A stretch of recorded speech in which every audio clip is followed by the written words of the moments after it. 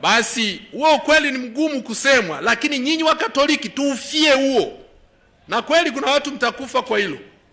Ukilisimamia huko salama, kwa sababu unapozuia watu kwenda juu wanakotaka, watu wakubali kutawaliwa na sheria. Nchi hii utawala wa sheria umeshuka. Utawala wa nchi utawala wa sheria, nchi inaongozwa na sheria, sio na mtu. Tanzania siku hizi kuna lugha ambayo haijawahi kutokea duniani kote: uchawa.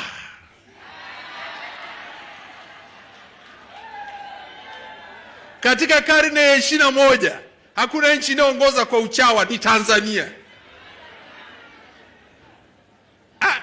Wengine watasema ndio political hypocrisy sijui na nini na nini, lakini uchawa uko juu.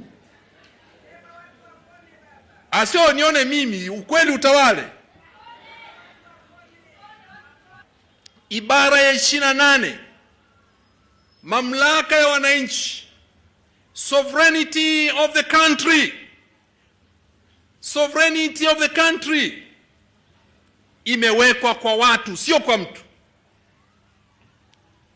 Ili nchi iwe nchi inahitaji mambo makubwa matatu: inahitaji eneo, inahitaji watu, na inahitaji wale watu kujitawala, asiwepo yeyote juu ya watu.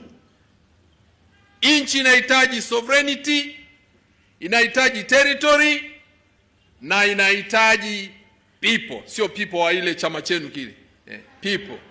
Inahitaji watu, raia, na hakuna aliye juu ya hawa raia. Kwa mtu yoyote anayejifanya huku juu ya raia anafanya kosa moja baya, na bahati nzuri duniani anayechukua nafasi ya watu daima atajaondolewa. Naweza kapita miaka 100, miaka 100 ngapi, ataondolewa.